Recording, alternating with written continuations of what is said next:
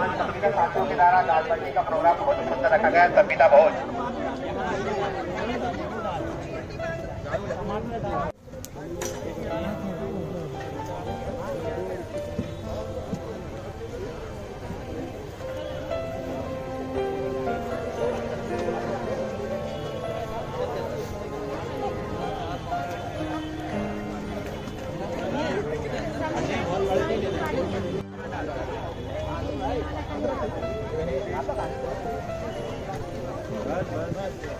बहुत ही सुंदर पार्टियां दिख रही हैं। लोगों का बहुत बहुत स्वागत है संविदा भोज में। जो लोग अपने तन मन धन से सहयोग प्रदान किया है। बहुत ही मिश्रा जी चप्पल पहनते हैं, चप्पल पहनते हैं आप, मिल जाएगा। जो पम्मा में आने को पहनते हैं।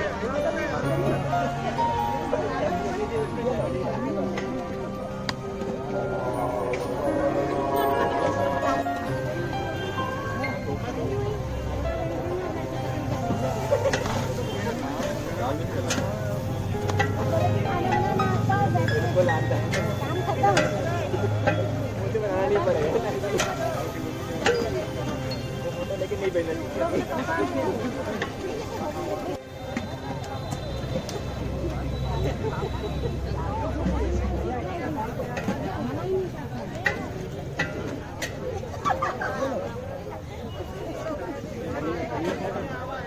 टेबल आगे लगाते हैं हमारी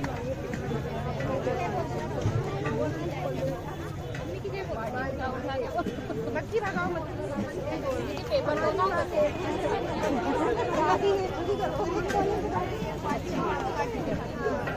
मम्मी बोलती बाकी सब दिखते नहीं है।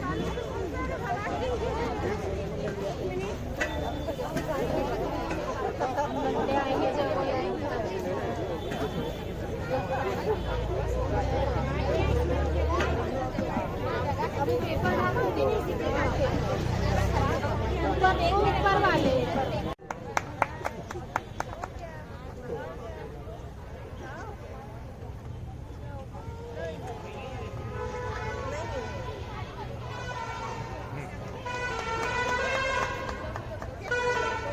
ओके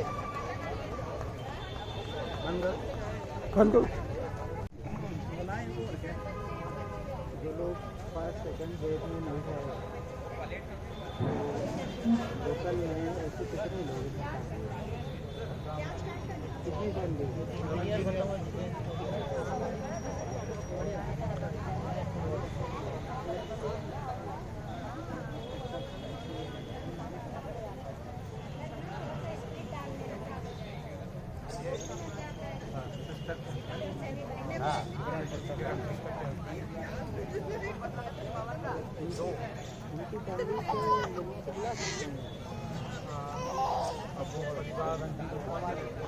वो परिवार किरण सिस्टर है, आप आइए। इनके ये एएनएम में टीकाकरण करती थी। इनके जरिए इन्फेक्शन इनके पति तक पहुंचा और नुकसान हुए। और कितने में लिया था रेमडेसिविर?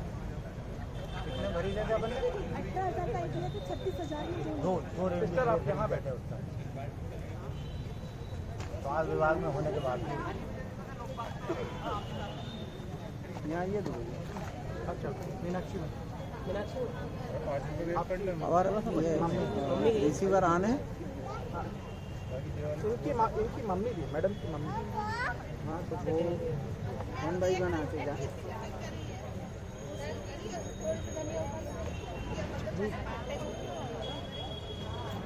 जी आप बताएं कि आप किस पोस्ट पर काम करते हैं? मैं हीरापुर उप स्वास्थ्य केंद्र पे हूँ। मैं एनएम पोस्ट पे काम कर रही हूँ। मैंने कोविड में मुझे बल्कि 2 बार है ना प्रमाण पत्र भी दिए हैं, प्रशस्ति पत्र दिए हैं कलेक्टर द्वारा, लेकिन मुझे ऐसा कोई यानी अभी तक ये नहीं मिला है मुझे इसका बेनिफिट। और ना मेरे हस्बैंड जब ख़त्म हुए थे तब तो यानी मैं टीकाकरण करने जाती थी, मैं ड्यूटी करी, उसके बाद में मेरे पति इन्फेक्टेड हुए, उसके बाद में फिर वो शांत हो गए 8-10 दिन में। तो और मैंने खुद ने 36,000 की 2 रेमडेसिविर खरीदी, फिर भी बचा नहीं पाया। 18,000 का एक आपने रेमडेसिविर खरीदा था जी। और ये आप बता रहे हैं कि आपकी फैमिली में जो क्राइसिस हुआ आपके हस्बैंड के साथ में, तो वो कौन सी वेव में उनके साथ हुआ? Second wave. तो आप हीरापुर में उपस्वास्थ्य केंद्र। उपस्वास्थ्य केंद्र में काम करते हैं और 10,000 लोगों को आप लगा चुके हैं। हाँ, ज़्यादा ही लगा चुकी हूँ। 10,000 से ज़्यादा लोगों को टीका लगा चुके हैं। सबसे ज़्यादा टीके लगाने में नाम सबसे है। ज़्यादा टीके लगाने में मेरे को इसका कलेक्टर द्वारा मुझे दिया गया प्रमाण पत्र भी दिया गया। लेकिन प्रमाण पत्र जीवन प्रमाण पत्र से मेरा जीवन नहीं चल रहा है। मुझे कुछ मदद मिलती या मेरे को नियमितीकरण ही कर देते तो मेरे को वो मदद हो जाती है ना। तो कितना टाइम हो गया आपको हेल्थ डिपार्टमेंट में अपनी सर्विसेज देने में? मुझे वैसे यहाँ पर 3 साल हो गया है। जी। 3 साल कंप्लीट हो गया है। आए हैं तब से हम लगातार अपनी ईमानदारी से काम कर रहे हैं। बोलो मेरे को 12,600 रुपये में काम करना पड़ता है। वही रेगुलर एनएम 40,000 से ऊपर की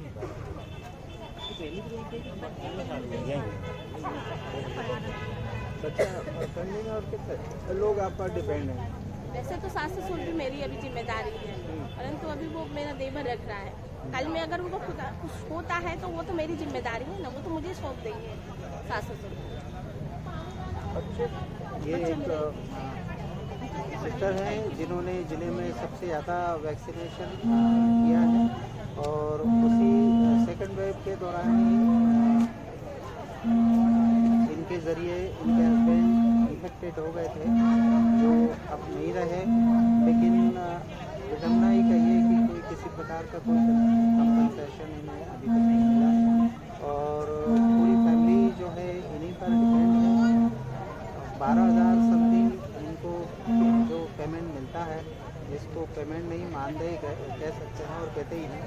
उससे ये पूरे परिवार का गुजर बसर करती हैं और अभी भी ये बात जो रही है सरकार की तरफ कि ऐसे लोगों के प्रति कम से कम सरकार को सहानुभूति रखना चाहिए और ऐसे लोगों को आगे बढ़कर मदद भी करना चाहिए। तो अभी कितने लोग हैं आपकी फैमिली में?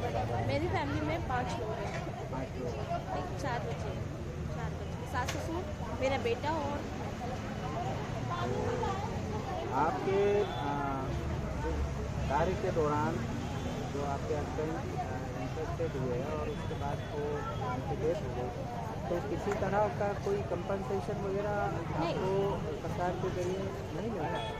वो जो मिलते हैं 50,000 वही मिला है। उसमें क्या होता है, बच्चा भी पढ़ रहा है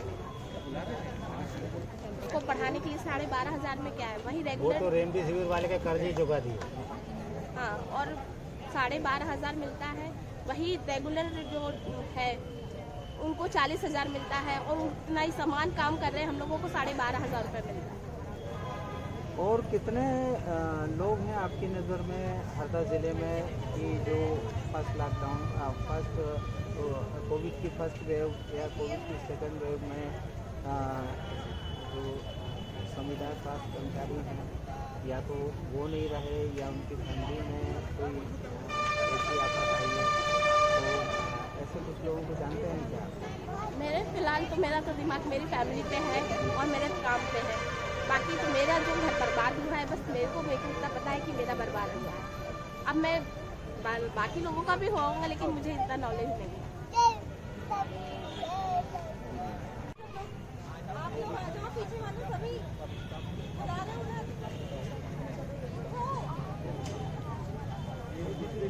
भाई साहब इसका इलाज कराने के लिए चंदा करना पड़ा है।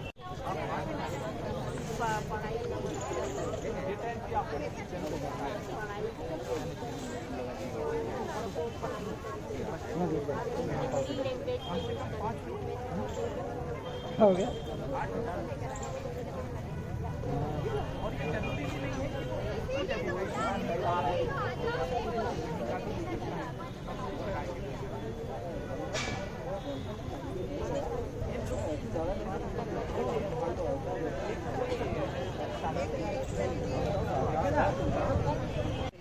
यह है संविदा भोज और इस डिश में है दाल बाटी, फ्राइड ग्रीन चिली और बैंगन का भरता, जिसे हरदा की स्थानीय भाषा में भटे का भरता कहा जाता है।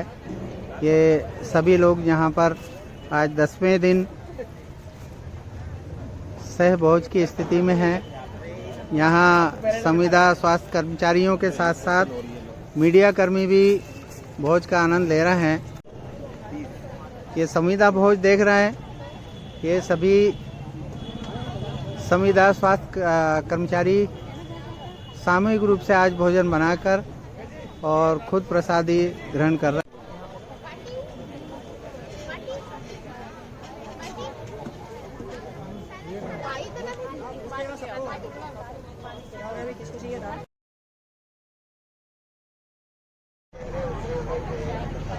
सब लोग हड़ताल में थे, लेकिन आज भी हड़ताल में होने के बावजूद संविदा भोज का आयोजन यहाँ पर किया जा रहा है। रखने की स्थिति शुरू करी तो दाल की संविदा भोज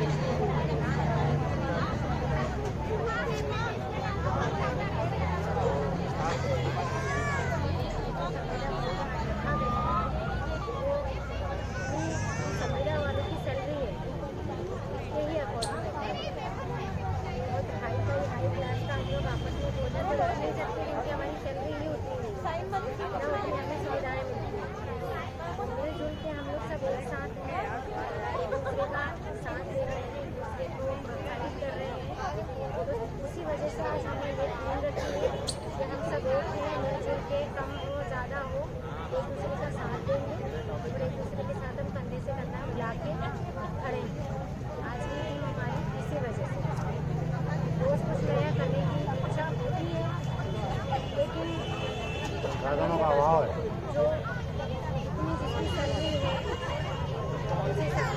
आपस में एडजस्ट करके बैठना पड़ता है। हर पेट में हम सब एक साथ खड़े होकर काम करने के लिए तैयार हैं, लेकिन हमारी सिर्फ दो ही मांगे हैं। एक तो हमें नियमित किया जाए, और जब तक नियमित नहीं कर सकते तब तक कि हमें 90% जो संविदा की 2018 की नीति है वो लागू की जाए। और इसके अलावा जो हमारे कुछ साथी हैं जिनने 2 वेव में अपने कंधों पर सिलेंडर ढोए, कोरोना बैग की, पेशेंट के माता पिता बहन भाई सभी रिश्ते एक साइड हो गए थे, लेकिन जो हमारे साथी जो आउटसोर्स में जो अभी हैं उनने सबको बिल्कुल एक तरफ करके वो काम किए। संविदा में हमारे जो भी साथी थे उनको अभी आउटसोर्स में कर दिया गया है। अब अगर उनके साथ कोविड में हम बाई चांस अगर काम करने के लिए एडमिट हो जाए तो हमारे लिए कुछ भी सपोर्ट या कुछ भी सेफ्टी नहीं है। संविदा में सिर्फ एक कर्मचारी कोविड में काम नहीं करता, उसकी पूरी फैमिली उसमें आ जाती है। कई दिन हम लोग अपनी फैमिली में अपने बच्चों से बहुत गाड़ी हुई है, कुछ माता पिता बहन भाई किसी से नहीं मिलना हो पाता। और अगर काम हम भी कर लें और हमें कुछ हो जाता है तो हमारी फैमिली तो अनाथ हो गई। हमारे बच्चों का क्या, हमारे परिवार का क्या, जो माता पिता है हम पे आश्रित है उनका क्या। तो वो सब देखते हुए हम चाहते हैं कि हमें सरकार एक सिक्योरिटी दे, एक प्रोटेक्ट करे, हमें हमारे लिए कुछ अच्छा सोचे। उसकी काम हम भी करते हैं, सिर्फ नियमित नहीं करते कि उनको सारी सुविधाएं दी जाए। ना हमें सैलरी उतनी मिलती है, ना किसी टाइप की कोई सुविधा। हमारे साथ के कई साथी 2 वेव में जा चुके हैं, आज उनकी फैमिली से पूछिए उनका क्या हाल है। क्यों? क्योंकि गवर्नमेंट ने उनके लिए कुछ भी नहीं सोचा, और हम चाहते हैं थर्ड वेव में गवर्नमेंट हमारे लिए सोचे। इस वजह से हम लोग ये हड़ताल के लिए या धरने के लिए मजबूर हैं। जानबूझकर या खुशी से यहाँ हम लोग नहीं बैठे हैं, क्योंकि सरकार को कई बार जो भी हमारे पहले से जो साथी हैं जो इस जंग में पहले से लगे हुए हैं, उन्हें कई बार अपना ज्ञापन शांतिपूर्वक उनके सामने रखा, लेकिन गवर्नमेंट ने हमारी किसी भी अधिकारी ने नहीं सुनी। अब उनको हमारे बारे में सोचना चाहिए, क्योंकि हमारा भी परिवार है और उनके लिए सोचना हमारी ही जिम्मेदारी है। परिवार से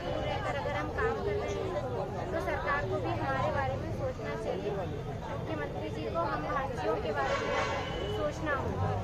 बस आप सबसे यही हमारी रिक्वेस्ट है और गवर्नमेंट से भी यही रिक्वेस्ट है कि हम लोगों के आप ये दो जो भी हमारी मांगे हैं वो प्लीज़ पूरी करें। हमारी नहीं, हमारे परिवार के बारे में भी सोचें। बस यही आपसे हमारा निवेदन है। संविदा स्वास्थ्य कर्मचारी संघ की हड़ताल का 10वां दिन है, लेकिन और दिनों से हटकर आज कुछ नया माहौल यहाँ पर दिखाई दे रहा है।